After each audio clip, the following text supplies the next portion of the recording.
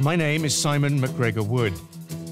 My life choices are based on safe options. I know my limits, and I stay well within them. I bought a racing motorcycle a year ago. It isn't legal to ride it on the road, so although I don't actually race it, I pay to take it onto tracks for the thrill of going fast. I love this private world where the concerns of everyday life are left behind.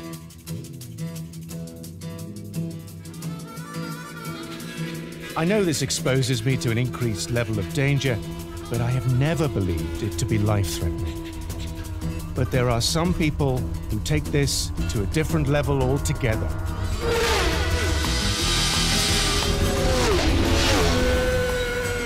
I saw a video of this kind of thing a few years ago, and I couldn't believe it. Get it wrong round here, and 9 times out of 10 you're dead. And that's a bus. It looked like the most dangerous thing I had ever seen. People might say that we've got a death wish. But what do they do? What do they do? It is a very dangerous place. Why on earth did they do it? How was such a thing even allowed to happen in this safety-obsessed world?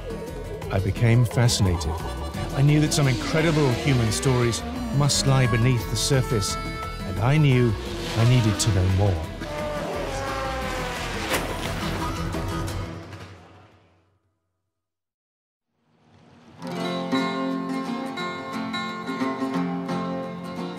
I'm in Liverpool, in the northwest of England, and already there is the promise of a perfect British summer. I'm about to take a 3-hour ferry ride to Douglas, the capital of the Isle of Man. Year after year in late May, more than 25,000 people make this journey to the small island in the middle of the Irish Sea, about 70 kilometers off the English coast. And while English may be the island's official language, significantly, this is not part of the United Kingdom. It has its own parliament and its own laws. The biggest thrill in the road racing calendar gets underway with 31 aces pushing off for the Isle of Man TT. One of those laws from 1905 gave permission for motor racing on the public roads. Setting a cracking pace at an average of nearly 80 miles an hour. The TT, short for Tourist Trophy, became the most prestigious motorcycle race in the world. Slowing up on the turns, can you imagine what his top speeds must be? It also became the most dangerous. Nasty spill. Uncomfortably dangerous for the International Motorcycle Racing Authorities. In 1977, they removed the TT from the Motorcycle Grand Prix calendar. The TT has claimed almost 150 lives in its 105-year history and has been described as a twisted mongrel of an event that splits opinion, divides families and wrecks lives. And yet, it is still considered to be the last great motorcycle race. There is nothing else like it in the world.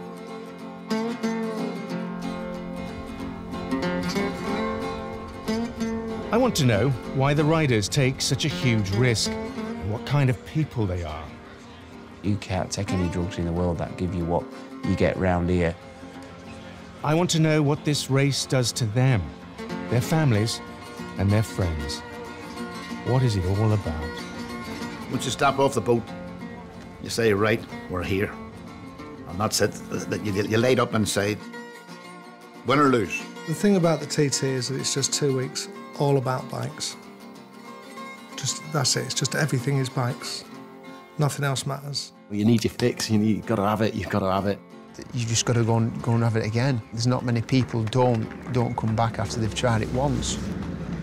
This is just... nothing comes close. I've tried loads of stuff and nothing comes close to this. Could you live without it? What, without the TT? No. I'm anxious about this trip. On average, between 1 and 2 riders die every year at the TT. The chances are that I'll witness something awful. I try to put that from my mind as I settle down for my first night on the Isle of Man.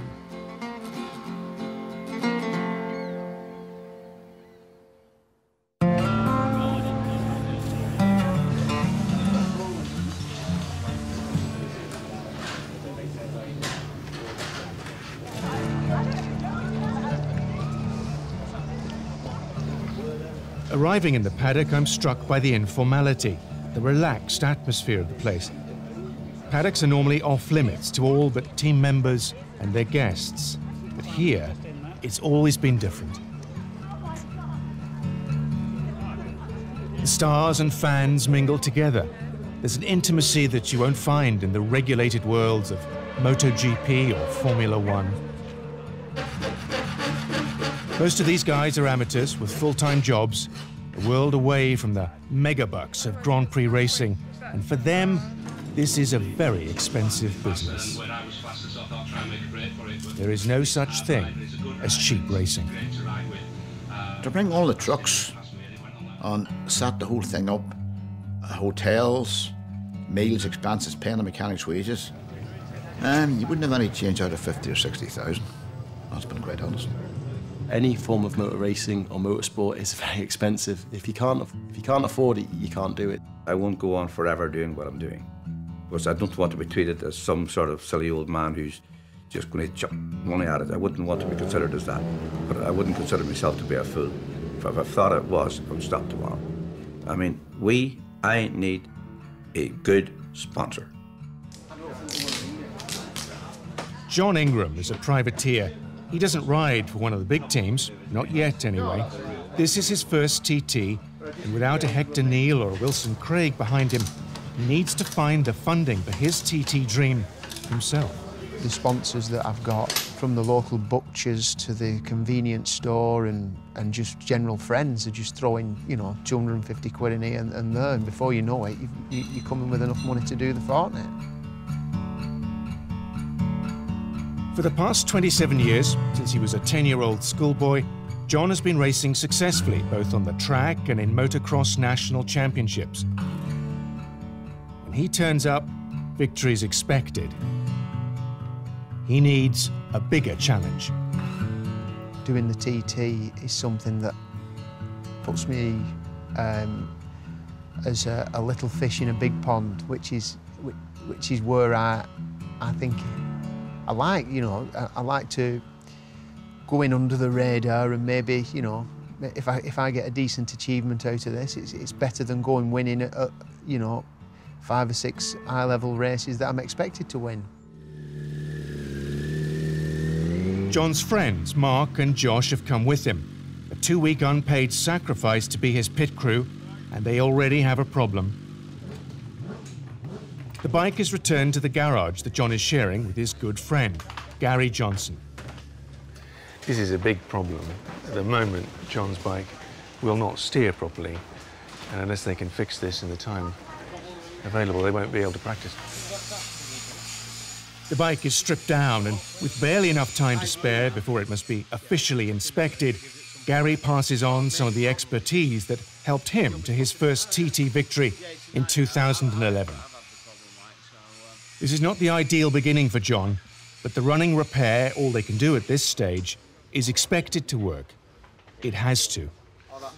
Everyone mucks in to fix it, and I can't believe how calm they all remain. If it was me in this situation, my stress level would be going through the roof.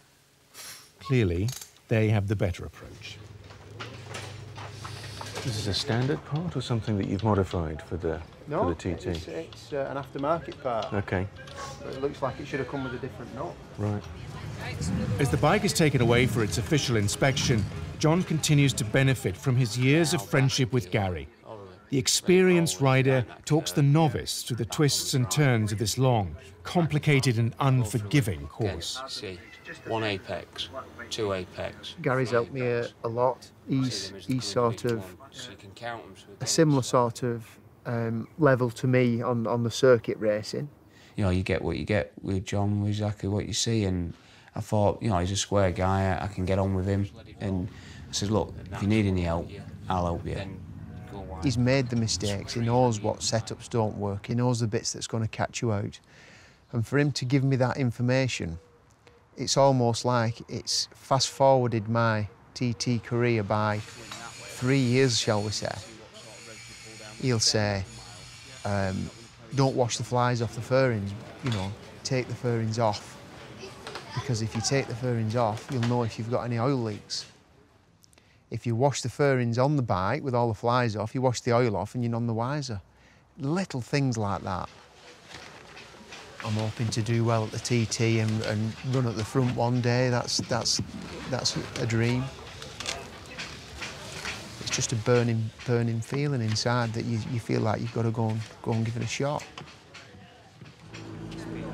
Meanwhile, over in the scrutineering bay, there is no margin for error and nothing is left to chance, which is just as well, as one loose screw could cost a life. You know, you can't help but feel a little bit nervous. I think that's just natural. Good nerves or bad nerves? No, good nerves. I mean, you know, I've raced bikes for a lot of years, not obviously on the roads, so I can sort of control the nerves to a certain extent. But yeah, I'm looking forward to, you know, what it's going to look like, even though I'm a little bit nervous as well, you know. From a very sunny TT grandstand, perfect conditions are good all round the circuit. Reports of wet are good. The newcomer session will begin shortly. Rider liaison officer and former TT winner Milky Quayle has some final words of advice for John. Just lash enough fuel in it to get 2 laps. Born and brought up just down the road from the start line, the TT is in Milky's blood. He's one of only 3 native Manxmen to win a TT. Without the TT, I think I'd probably be lying in the gutter somewhere. Being an alcoholic or a drug addict or something like that. I'd try to be getting me buzz from somewhere else, I think. In 2003, Milky's addiction bit back. And then the next thing I just remember waking up in hospital then, all these faces above me, and I'm thinking, oh my goodness, this is a big one. So, and that's all I can actually remember. I watch the pictures on the telly and I just think, oh, that looks a nasty one. I remember breaking this left femur here. I remember I was lying face down and my leg was here, my ankle was here. And I'm thinking, I've definitely broken this, you know, this isn't looking good. Milky no longer competes, but letting go of the TT altogether is not something that has ever occurred to him. I love the TT. It is the ultimate motorcycle race in the world, so I want it to grow and flourish and be brilliant, you know, so I'll do anything in my way to help that succeed, whether it means sweeping the road or emptying the bins or, you know, taking journalists round, and I'll do anything. Now, his major contribution to the event is acclimatising the newcomers to the course. You can't be a hothead, you know. I tell all my newcomers, you ride the TT course with this, not with this.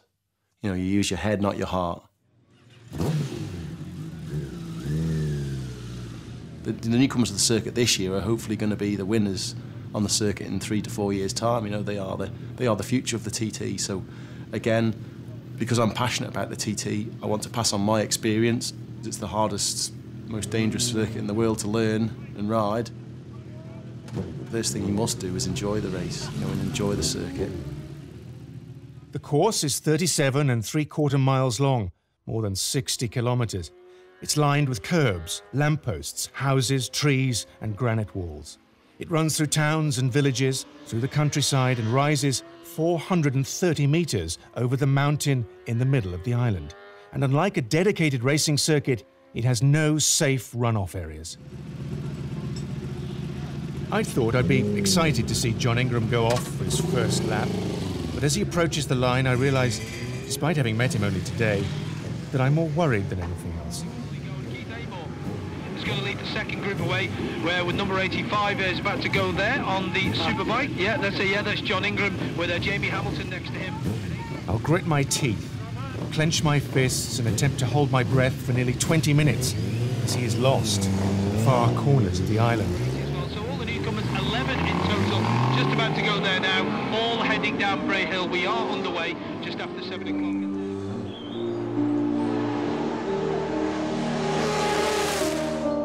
The course will push him to the threshold of his abilities. His exhilarating journey will appear to him, I'm sure, to be over in seconds.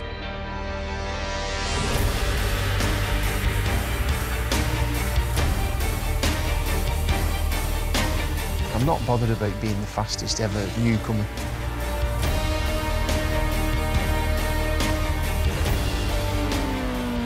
All I want to do is have a good show.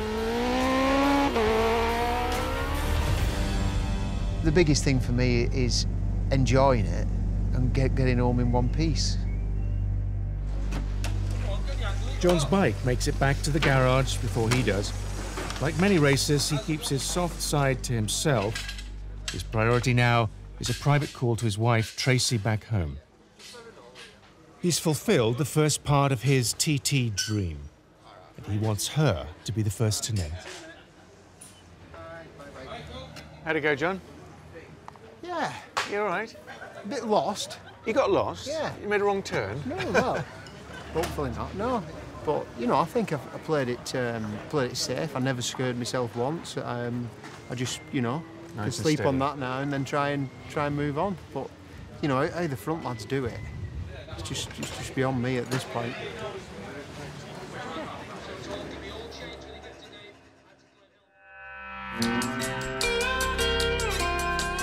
Everyone has had a day off to recover. John Ingram and the other novices regroup on Monday morning. And now that they've proven themselves capable of riding the course, they will, for the first time, be riding on the circuit with the stars, the living legends of TT racing. John's wife Tracy's joined him on the island and becomes a vital member of his support crew. The big teams get involved for the first time.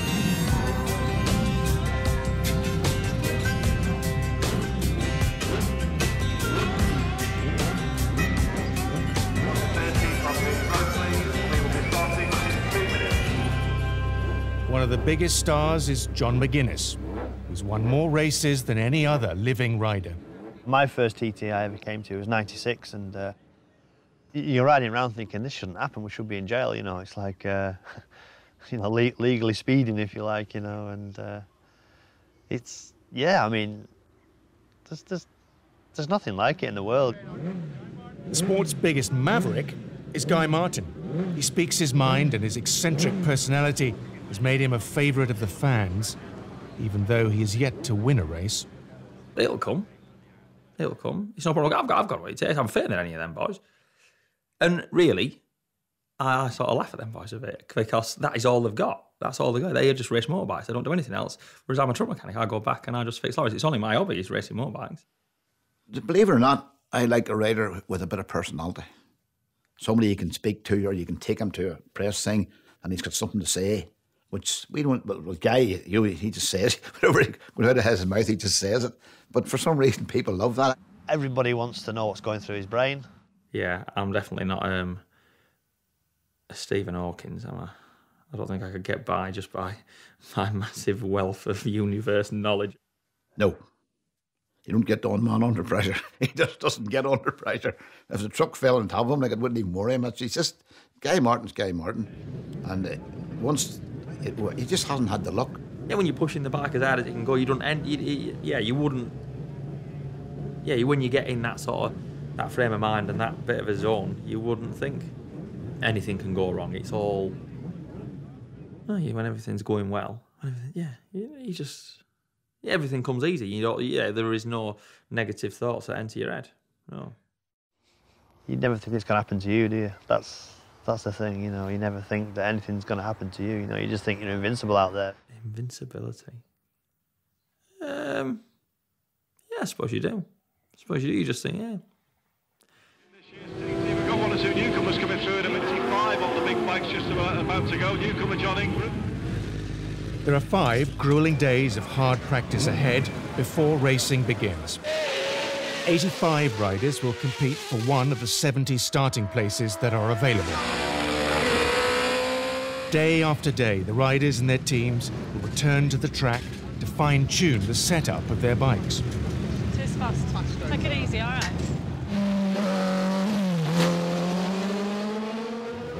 The decisions taken during the remainder of the week will have an enormous influence over what will happen during the races. Here we go. These men are obsessed with tyre choices, brake pads, gear ratios, and all sorts of things that it would never occur to me to adjust on my own machine. Well, obviously, that's obvious. We're here to win. We're here to win. We haven't managed it yet, but that's why we're here. It is seductive, exciting, and scary all at the same time. just all coming together. It's like everything's going smooth. Yeah. Push your hand, John. 170 mile an hour, doesn't feel fast anymore. Practice time is valuable. John Ingram makes the most of what is available.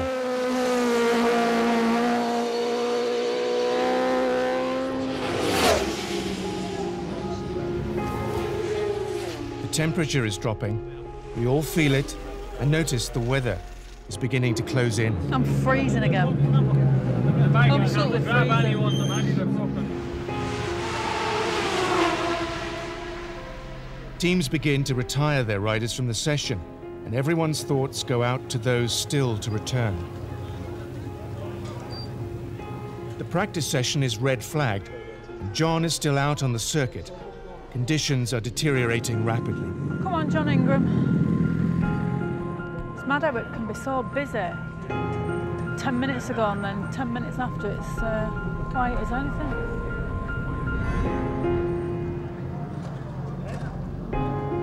Seconds feel like hours. Oh, is he here? He's here, he's here, he's here. Goodbye. The week has been fun thus far, but this is a sharp reminder of just how quickly things can change on the mountain course. I think you're the last one back because you were the last one to go out before they red flagged it because of the mist. I'm just glad you're back in one piece.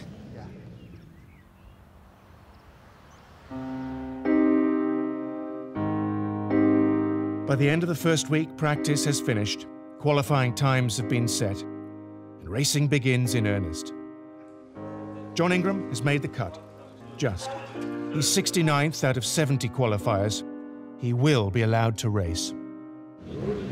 There'll be 6 races in total for solo motorcycles, culminating in the blue-ribboned event, the Senior, the TT Racers' Holy Grail. All of the races are important, of course, but for most riders and team owners, it's the Senior TT that matters. That's the main one. The biggest bikes, prototype machines, and production racers pitted against one another. It is the fastest, most powerful race of the TT fortnight. That is the one they want to win. I'm on TT, I want to win a Senior. I deal with life like boxes to tick, and when I've ticked those boxes, I move on to the next box to tick. And to win a Senior TT has been a box that's needed ticking for about the past 7 years now. 7 years. I told my boss, Hector, I says, you know, we're going to win this Senior. I said, when we win that, that's it. I'm backing in. But I want to win one. I want to win one. I keep threatening if I could ever win a Senior TT again, I would walk away from it. I don't know whether I could do it or not, but I'd take a wee bit of going, but you're going to have to do it. You just can't go on forevermore. Everyone here wants to win the Senior, but this year they're all in for an unpleasant and unprecedented surprise.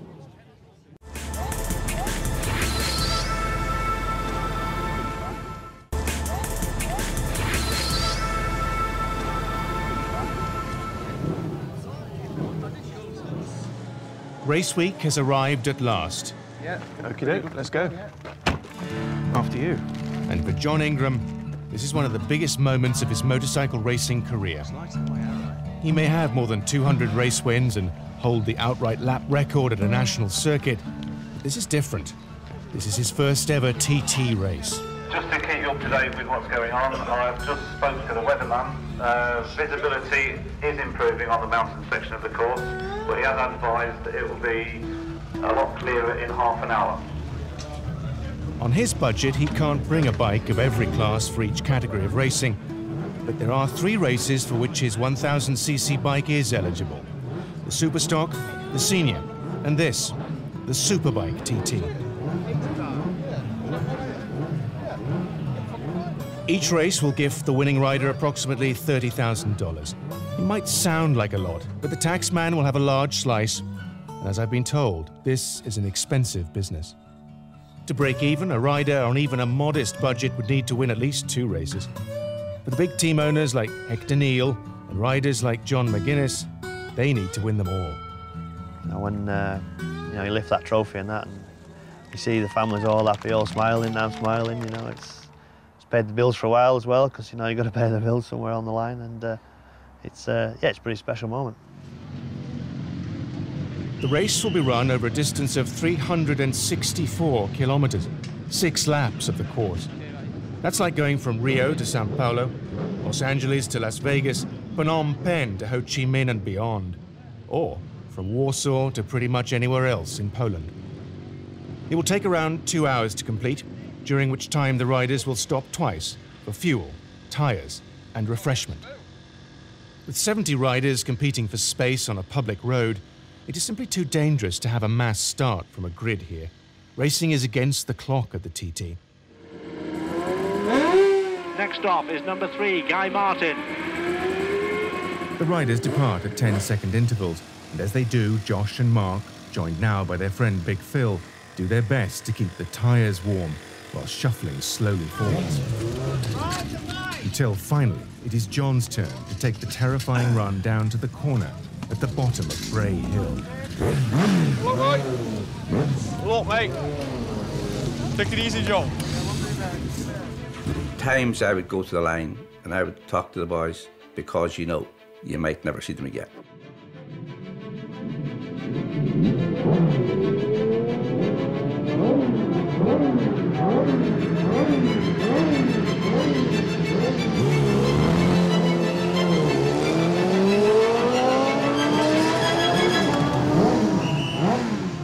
Oh, Bray Hill's special, I suppose, for it is different. You know, you go up over the top of the hill and you go down there and you get this rush just going down to that bottom. It is something special. If they're on their own on the road, I just listen to the sound of the engine and I know they've got through there safely. You know, you tend just to listen. You can hear the different revs and stuff coming down Bray Hill and going up the other side. So you know they're through it safe. Believe it or not, years ago I would have been a bit nervous about it.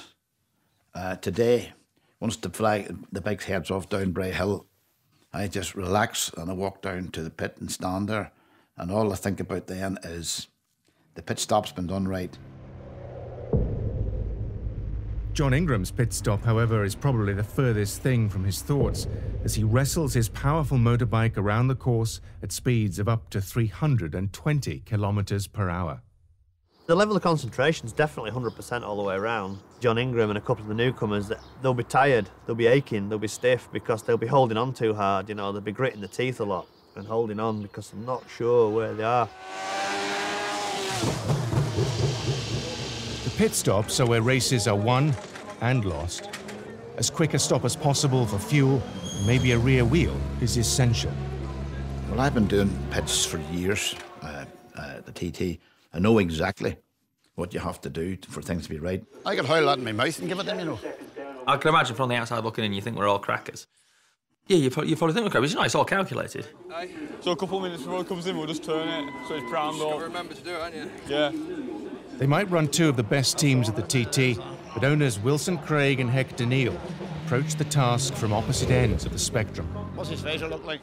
I like to be hands-on on that there because I'm keeping the guys calm, but I'm just putting in petrol, like. But my son says, "If anybody could put petrol in," I said, "Do you want to come and try it?" There's your hose. You're fifth, guy. 2 seconds off third. I don't like throwing my weight about, but I'm the boss of this team. I don't keep a dog and bark myself, and you know, I'm paying boys for that job, and that's what they want to do. You know, these mechanics want to do this. They look forward to doing it, and if I stepped in and done something, you know, they would not be happy. So I let them get on with it. They feel better. You know, from the outside looking in, you do think they're all nutters. The moment has arrived for John Ingram's mates to make their TT pit stop debut. Neutral, John. Put it in neutral, John. For a team in contention for a podium place, time is of the essence. But for Josh, Mark and Big Phil, they just need to get John and the bike safely out onto the circuit again. Their focus is on setting respectable lap times. John McGuinness notches up TT win number 18. He's the winner. John Ingram, meanwhile, continues his quest to set his fastest lap time. By the time he crosses the line, the champagne is already flowing. John is 35th. It's a respectable result, especially considering he qualified 69th. But he's despondent, and I'm not sure that he's aware of the positives. Well done for finishing. Many didn't. Right, okay. Many with a lot more experience and backing than you fell out much earlier. It's good to bring it home. Yeah, of course it is. Your first TT, well done. Yeah. That'll do then. Yeah. Naively, I'd expected John to be elated, but it became clear whilst he recovered that the racer's instinct is always to do better. There is some good news as he strolls back to the motorhome. The official times are released and John's fastest lap was 186 kilometres per hour, only 9 short of his goal. And he still has 2 more races in which to achieve it.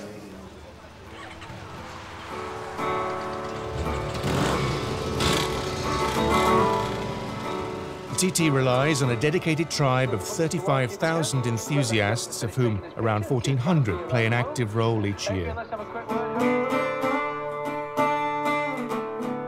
Despite their bright orange attire, they go largely unnoticed by the regular fans, but they are essential to everyone's safety.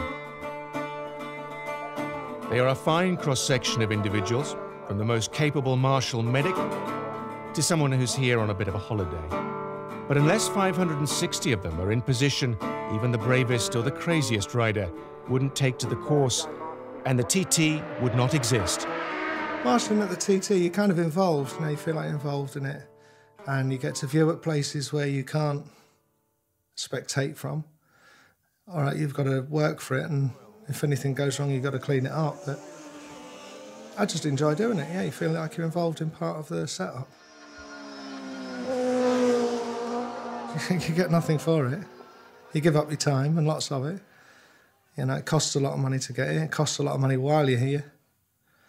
There's no real benefit to being a marshal apart from you get to view in a few places that are restricted. And then, of course, if it goes wrong, you've got to clean up the aftermath. In 2011, when he was marshalling for the first time, Shay O'Connell experienced the worst of what happens when it goes wrong. The bike hit a dry stone wall and it exploded, completely exploded. And the rider went off into the trees. Yeah, that was a fatal, but within 40 minutes it was all cleaned up and the racing was back on. It's a kind of the show must go on kind of thing.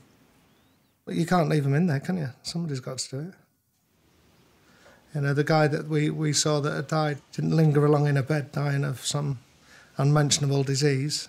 1 minute he was doing something he absolutely loved, and the next second he was gone. The danger is always a consideration. Someone said to me one day, if this sport was safe, we wouldn't do it. Get it wrong round here and 9 times out of 10 you're dead.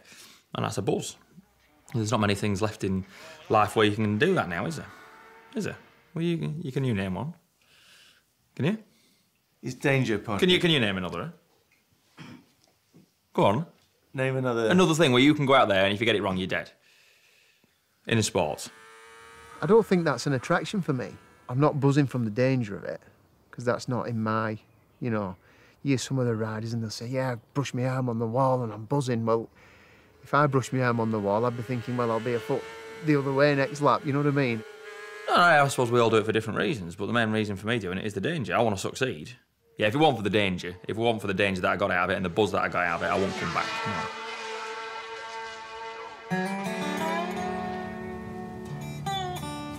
There is a dark side to the TT from which no one can hide.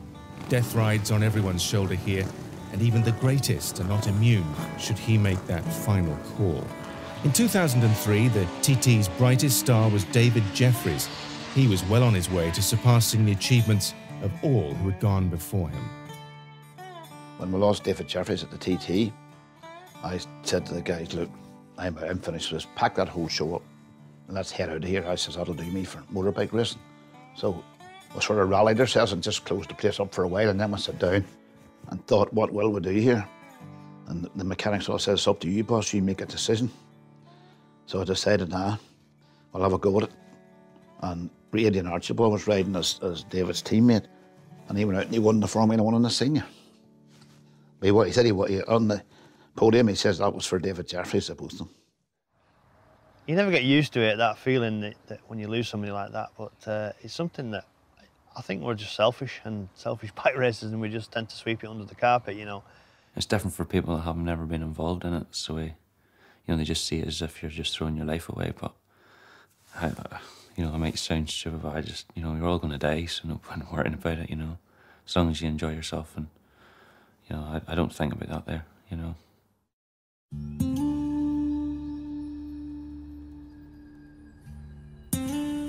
I've been here for a week and a half. It will soon be time for the second race, the Super Sport. And I'm feeling a little uneasy watching people take enormous risks day after day. And yet I'm still drawn to it, in much the same way as I wouldn't be able to take my eyes off someone walking a high wire or wrestling a crocodile. Gary Johnson's bike is prepared and ready, but with around half an hour to go before the race, there is no sign of Gary.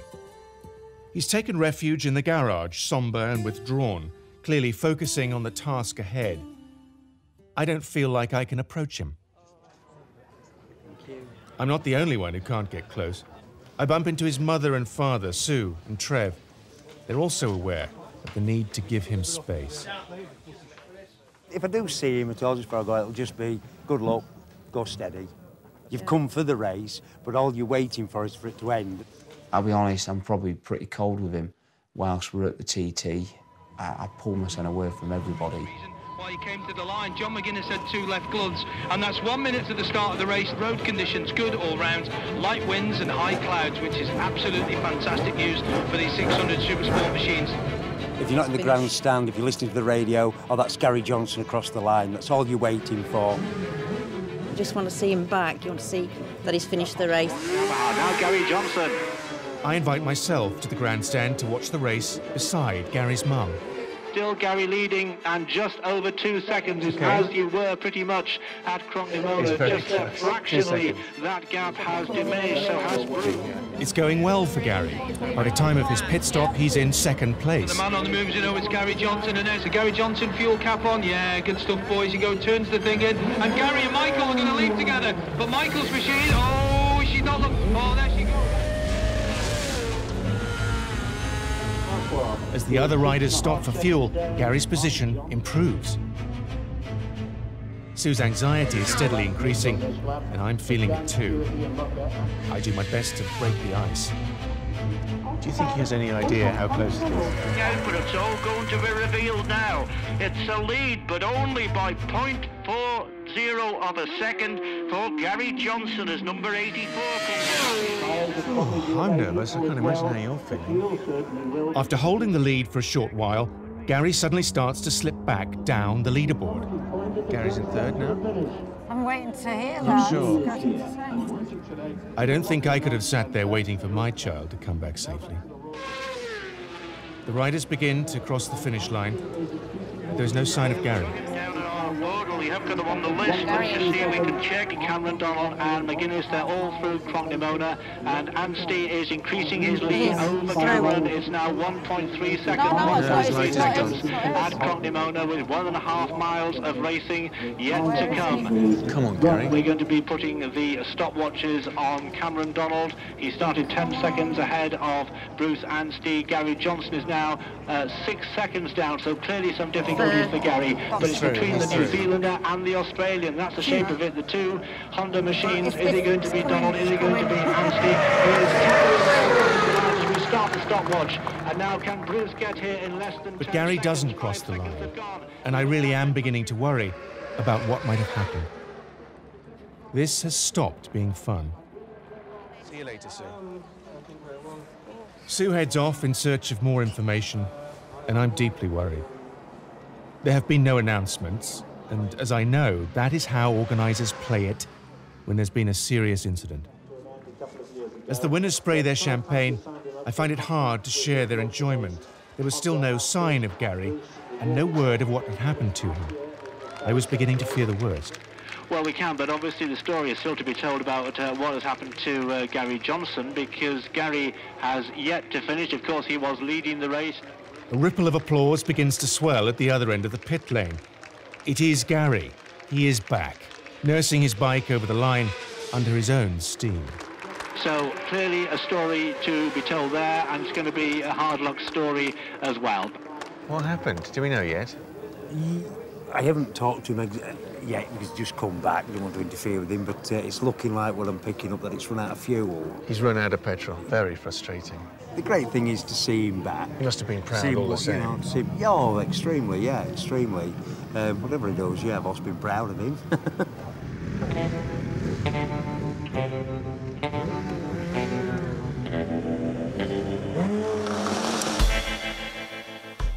The Superstock race was next. It was won by John McGuinness, his first in this category, and his 19th overall. John Ingram was 46th. Worryingly for him, his fastest lap was down by 2 kilometers per hour from the one that he set in the Superbike race. Might not sound like much, but it is not a move in the right direction. The senior TT will be his last chance to shine.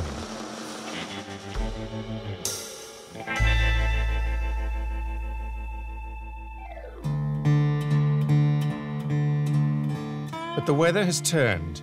It has caused the main race to be delayed by a day. And the big teams, with other racing commitments and ferry spaces already booked, have to depart, leaving behind only what is essential. The skies are clearing, and the mood in the paddock, now looking sparse, is improving. It looks like racing will go ahead after all. Except that it doesn't. The announcement comes of a delay in the start time. The sun might be shining, but the track is still very wet in parts. It's sometimes hard to remember that the weather can be fine in one part of the course, but severe in another. Teams continue to prepare and the bikes are taken to the start area as usual. It's becoming increasingly frustrating. The roads remain open and there is still no word of the race taking place.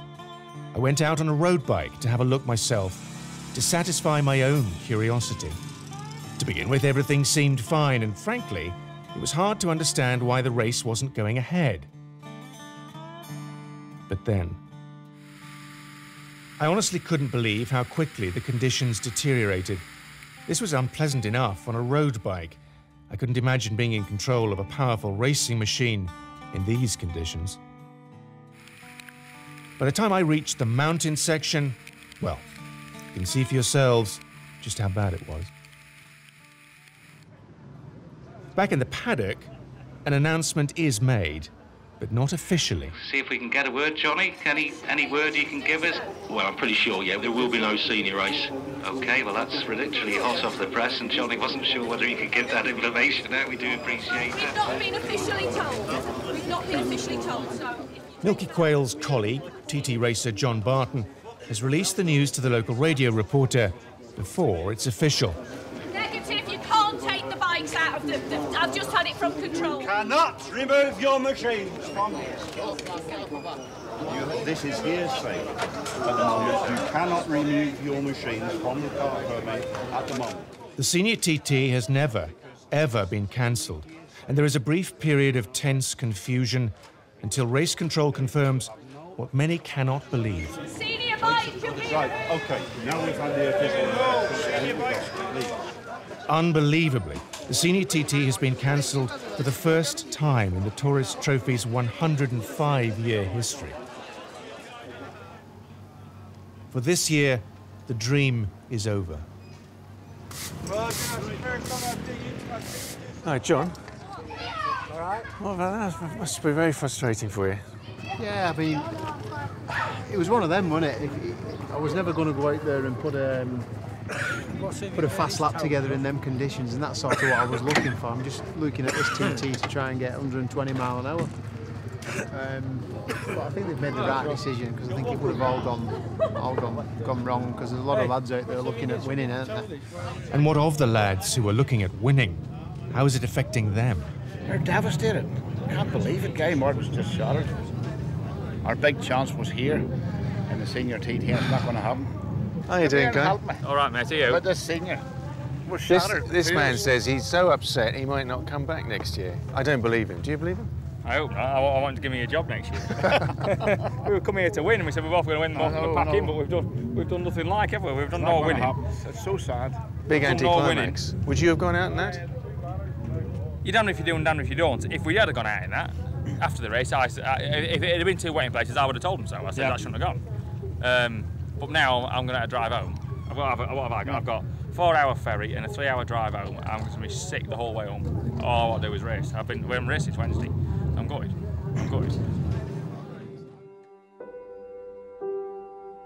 I came here 2 weeks ago with a love of motorcycle racing, but with a curiosity as to why anyone would risk their life for it. Yeah, we'll have another roll. Cheers, thanks. Okay, thank you. And what did they tell me? That they are addicted to danger, that there is a need to risk all for the greater satisfaction of surviving. It isn't a death wish. It's about living. I do believe that the men and women who do this are special. From the outside, it's about breathtaking speed and noise and jaw-dropping incredulity. For those who don't understand why, it's about unacceptable risk and irresponsibility. From the inside, it's about a personal challenge taken with eyes wide open. It's about split-second decisions and bottomless reserves of strength. It's about facing up to danger in return for a death-defying experience. It's about accepting the ultimate challenge that any of us face. The TT is about living life to the full. My director David and I both know what it means when it goes wrong. I had a bad motorcycle crash 10 years ago. I don't know what happened. I woke in hospital, thankfully, without serious injury. David, however, was a little more unfortunate. He's back on the Isle of Man for the first time since he rode in the Lap of Honour in 1998. He got it wrong. He's very lucky to be here today.